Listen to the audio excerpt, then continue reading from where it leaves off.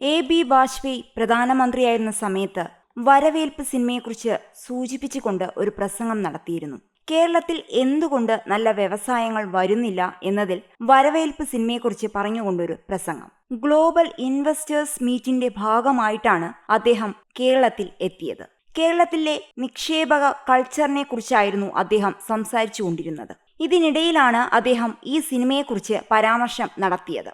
ചിത്രത്തിൽ മുരളി എന്ന കഥാപാത്രത്തെയാണ് മോഹൻലാൽ ഈ സിനിമയിൽ അവതരിപ്പിച്ചത്.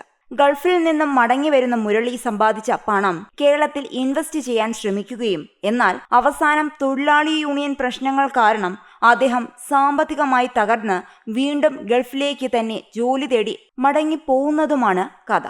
പിന്നീട് പ്രിയദർശൻ മോഹൻലാൽ കൂട്ടുകെട്ടിലൊരുങ്ങിയ മിഥുനം എന്ന ചിത്രം പരേതയായ അമ്മയുടെ പേരിലുള്ള ദാക്ഷായണി ബിസ്ക്കറ്റ് ഫാക്ടറി ആരംഭിക്കാൻ സേതുമാധവൻ എന്ന മോഹൻലാൽ കഥാപാത്രം ഉദ്യോഗസ്ഥരുടെ അഴിമതി നേരിടുന്ന കഥയാണ് പറഞ്ഞത്. ഇപ്പോൾ 2025 സത്യൻ അന്തിക്കാട് തന്നെ ഒരുക്കിയ ഹൃദയപൂർവ്വം എന്ന ചിത്രത്തിൽ മോഹൻലാൽ അവതരിപ്പിച്ച സന്ദീപ് കേരളത്തിലൊരു ക്ലൗഡ് കിച്ചൺ ബിസിനസ് നടത്തുന്ന കഥാപാത്രമാണ്. സംരംഭകത്വം പ്രോത്സാഹിപ്പിക്കുന്നതിൽ കേരളത്തിലുണ്ടായ മാറ്റത്തെക്കുറിച്ച് ഒരു ഫേസ്ബുക്ക് കുറിപ്പുമായി മന്ത്രി പി രാജീവ് കഴിഞ്ഞ ദിവസം എത്തിയിരുന്നു. സത്യൻ അന്തിക്കാട് ചിത്രങ്ങളായ വരവേൽപ്പ്, ഹൃദയപൂർവ്വം, പ്രിയദർശൻ ചിത്രം മിഥുനം എന്നീ ചിത്രങ്ങളെ താരതമ്യപ്പെടുത്തിയാണ് അദ്ദേഹത്തിന്റെ കുറിപ്പ്.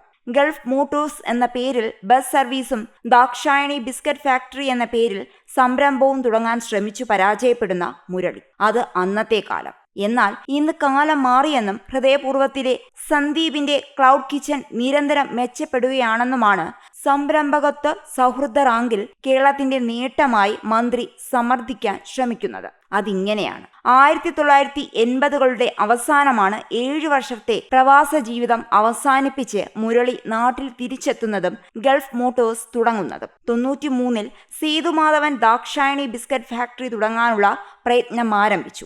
2 പേർക്കും എളുപ്പമായിരുന്നില്ല കാര്യങ്ങൾ.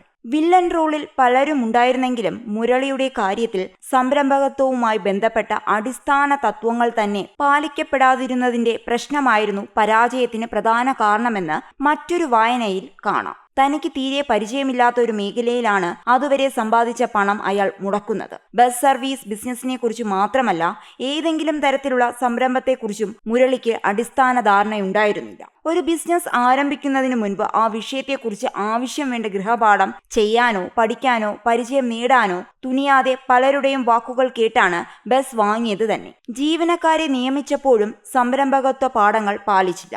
യോഗ്യതയും തൊഴിൽ മികവും ഒന്നും നോക്കാതെ ശുപാർശകൾ മാത്രം പരിഗണിച്ചു. ഗൾഫ് മോട്ടോഴ്സിന്റെ പരാജയത്തിൽ ഇത്തരം ഘട്ടങ്ങളും പങ്കുവഹിച്ചിട്ടുണ്ട് എന്നതും മറ്റൊരു കാഴ്ചയെ ശ്രദ്ധയിൽ വരും. മുരളിയുടെയും സേതുമാധവന്റെയും കാലത്തിന് ശേഷം 3 പതിറ്റാണ്ട് പിന്നിട്ടു. ഇരുട്ടി വെളുത്ത പോലെ കാലം മാറി. അന്ന് കൗമാരക്കാരനായിരുന്ന സന്ദീപ് ഹൃദയപൂർവ്വം 2025 ഇപ്പോൾ നമ്മുടെ കേരളത്തിൽ വിജയകരമായ ഒരു ക്ലൗഡ് കിച്ചൺ ബിസിനസ് നടത്തുകയാണ്. സന്ദീപിന്റെ ബിസിനസ് നിരന്തരം മെച്ചപ്പെടുന്നതാണ് അനുഭവം. ഹൃദയ സംബന്ധമായ ആരോഗ്യ പ്രശ്നങ്ങൾ അലട്ടുകയും ഹൃദയം തന്നെ മാറ്റിവെക്കേണ്ടി വരികയും ചെയ്ത സംരംഭകനാണ് അയാൾ. സെൻസിറ്റീവായ ആരോഗ്യാവസ്ഥയിൽ പോലും ബിസിനസ് സംബന്ധമായ വേവലാതികളൊന്നും സന്ദീപിനെ അലട്ടുന്നില്ല. വ്യവസായ സൗഹൃദ റാങ്കിങ്ങിൽ 1ാം സ്ഥാനത്തെത്തിയ ശേഷമുള്ള കേരളത്തിലാണ് സന്ദീപിന്റെ സംരംഭം എന്നതാണ് ശ്രദ്ധേയം.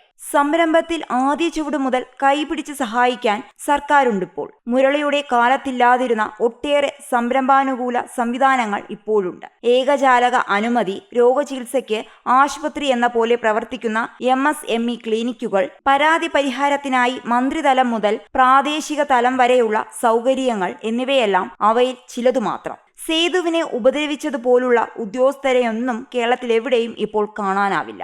ഉദ്യോഗസ്ഥർ സഹായവുമായി സംരംഭകരിലേക്ക് എത്തുന്നു. ISI മാർക്ക് കാണാൻ കുറ്റമൊന്നും ചെയ്യേണ്ട സാഹചര്യമില്ല എന്നർത്ഥം. സന്ദീപിന്റെ സംരംഭ വിജയം പുതിയ കേരളത്തിന്റെ അതിസാധാരണ കാഴ്ച മാത്രമാണ്. 80കളിലെ മുരളിയെ സൃഷ്ടിച്ച പ്രിയപ്പെട്ട സത്യൻ അന്തിക്കാട് തന്നെയാണ് 2025 സന്ദീപിനെയും നമുക്ക് മുന്നിൽ വരച്ചിട്ടത്.